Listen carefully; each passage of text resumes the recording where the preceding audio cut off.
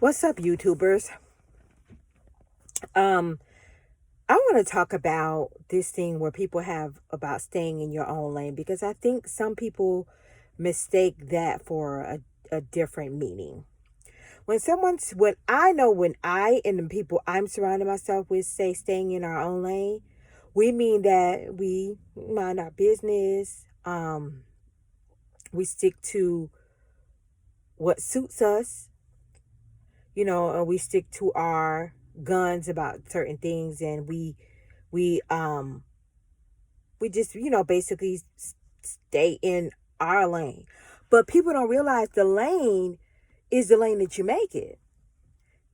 It doesn't mean that you don't branch out and try to do different things in your life, or try to go further in life, or try to pursue different things in life. That doesn't mean that.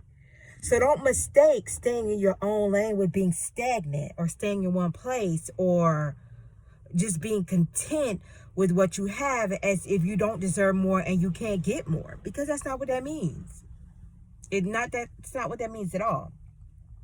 It does, of course, mean mind your business, but mind the business that pays you, mind the business that's going to improve your revenue, mind the business that's going to increase your value, increase your worth, increase your self-worth. Mind that business. That's what that means. Everybody feels like they have some type of business for somebody to be in. I don't. My sister often gets at me like, oh, why are you posting everything that you do on Facebook? Well, I don't post everything I do on Facebook. I don't. I do a lot of things that people aren't aware of. I usually don't post them until after I do them and accomplish them, and I'm happy that I accomplished them. I mean, everything I set out to do doesn't prosper, and that's real. And I don't post it on Facebook, because I embrace my failures and take my failures, and I keep going. I don't feel because I just, was at my last job for only 8 months, and I really wanted that job, and I was so happy to have it, and it didn't turn out like I wanted it to, that I am, number one, I'm not showing off. Number two, anybody that's on my list or in my circle shouldn't be praying for my downfall. And they say pray for your enemies, number one. And I'm not worried about that, because God is going to protect me from my enemies. So if you were being an enemy to me, you were hating on me, which I'm not a celebrity, so I don't see why anybody would want to hate on me. I'm not rich, I'm not famous, I don't have anything more than anybody else has. I probably have far less in a lot of cases, so there's nothing to hate on me for.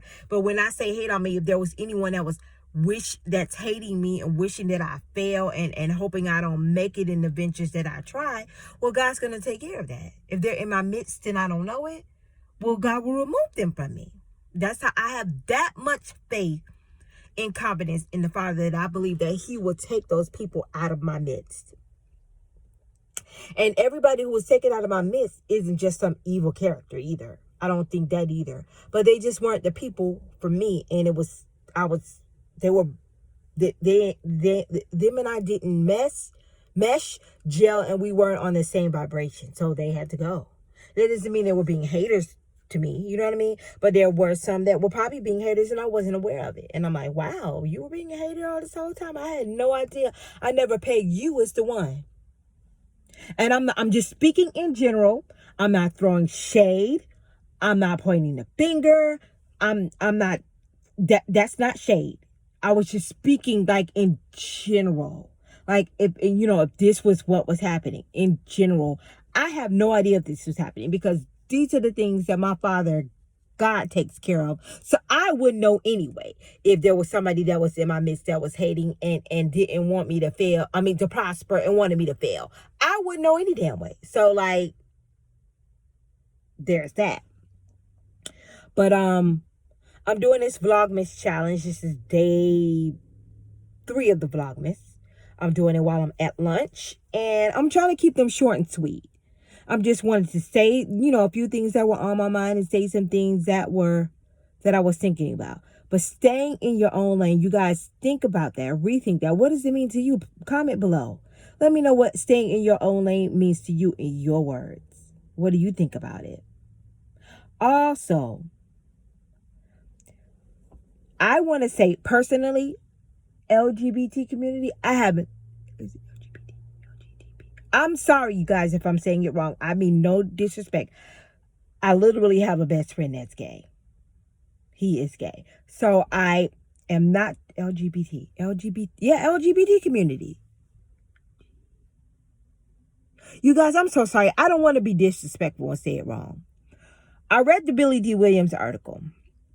Billy Dee Williams simply said he identifies with his masculine and his feminine side. So do I. But I'm not non-binary. I'm still identified with what they call cisgender female. Mentally, physically, all of that. I'm a cisgender, as they say. And I identify with females. But there are some masculine traits that I have that I identify with as well. So that does not make me non-binary. I understand the desire to not even, I guess, I don't want to even say acceptance, because if you're like me, you don't give a damn if anybody accepts you. And I don't want to just put that on somebody to say they're looking to be accepted. But the consensus is that you guys want to be included. But you guys can't include everybody for everything they say into being non-binary LGBT because of the things that they say. I don't have any issues with the LGBT community, but nobody's ever going to say, oh, this cisgender woman is non-binary, because I'm not. Billy Dee Williams simply said he identifies with the masculine and the feminine side of himself. A lot of us do. We're all born with both chromosomes. Remember that. And the one we have more of, I think it's I'm not 100% sure, because I have forgotten how this actually works. I know we're born with both. So don't nobody sue me, call me stupid or whatever, because I'm far from that. But I know we're born with both, and whichever one becomes more dominant is what our sex becomes. I believe. Don't misquote me. Or let me not misquote. But I personally don't feel Billy Dee Williams said anything that makes him non-binary.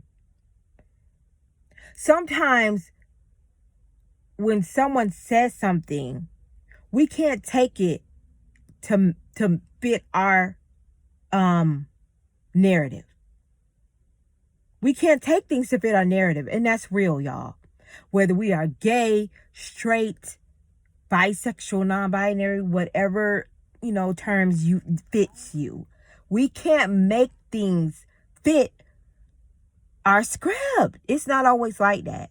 Now, if he was saying that he was non-binary, then he was. But I didn't take that from that article. I honestly didn't. I'm not upset about it. I mean, but I'm just speaking on it because it's a hot topic right now. I didn't take that Billy Dee Williams said that from the article that I read. I didn't. So we can't put everybody in. And I know non-binary is you're not putting them in a box. That's the thing about non-binary. But we can't take this man who has been a masculine male sex symbol and say, oh, him at 82 years old, now he's non-binary. And he hasn't ever, this is the first time he's ever said anything of this sort. Not saying that he can't come out and be non-binary at any age, because of course he could. That's ridiculous for anybody to think he couldn't. You could come out and be gay or whatever at any age. It doesn't have anything to do with age. It's your comfortability level and when you decide to come out. That's what that's about. So it's not, he's old, so he decided to come out. Because I remember the LGBT community was furious with Patti LaBelle because she stated that Luther Vandross was gay. And they were saying, oh, she should have said that. He's not here to defend himself. Well, he's not here to defend himself. But when he was here, he didn't defend himself either. However, I just saw the documentary on his autopsy, every single person who spoke that was in his camp was a gay male. And it's my thing is, there's nothing wrong with it. Maybe he wasn't ready to come out and accept it and say it loud and proud, and that's fine. But sometimes we know. We know. And it's nothing wrong with us knowing. You can't assume this and the third. I understand that. We can't assume. You're 100% correct about that. But sometimes you know. Like my gay male best friend tells me I have gaydar. He would know better than anybody else because he's gay. And he knows that I usually can pick up on it. And not because of mannerisms or anything else. Just I can just pick up on it. I just do. And he knows that. And he says, girl, your gaydar is on point. But I don't just walk around going, oh, he's gay. Oh, he's non-binary. He's this. Or he's straight. Oh, he's not gay. I don't do that. Because I really don't care what anybody is. I'm gay. I'm straight and cisgender, as you guys say. Which I still don't fully grasp the concept of cisgender. I'm going to be honest. But I'm just saying all that to say, let's stop trying to make people fit our narratives, because it's not always like that. We can't take everything that somebody says and put them in a box. And yes, again, I know non-binary is definitely outside of the box. But we can't put them in that non-binary box either, because when you look at it, at the end of the day, it's a box. We can't put people in those boxes either based on every little thing that they say. Now you guys, you're going to have people that are scared to say anything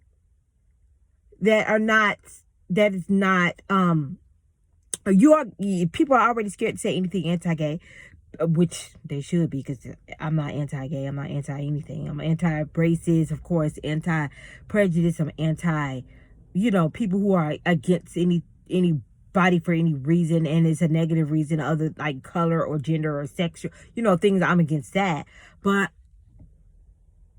you can't, you got to be scared to be, not even be scared, but you have to worry about you saying something like you're in touch with your masculine, your feminine side, and somebody taking your words and making them something that they're not. That's what I feel happened. I'm just going to say it. That's what I feel happened. And if he was non-binary, no, I don't have an issue with it. I do not. I don't see a problem with it. I don't have an issue with it. If I'm mistaken, I'm mistaken, and I'll be the first to say I was wrong. I'm mistaken. My interpretation was wrong. So before anybody attacks me, listen to my words of what I'm saying. If I'm wrong, I own up to that. I admit that. I don't have any issues with the LGBT community. Like I said, got a best friend that's gay. No issues. So, but I just don't feel in this case that it's accurate what is being said about him. I don't feel like he's non-binary. I just don't feel like that, you guys. Sorry. I don't agree with you on that one. But anyway, please rate, comment, subscribe. Let me know what you think below. And later, YouTubers.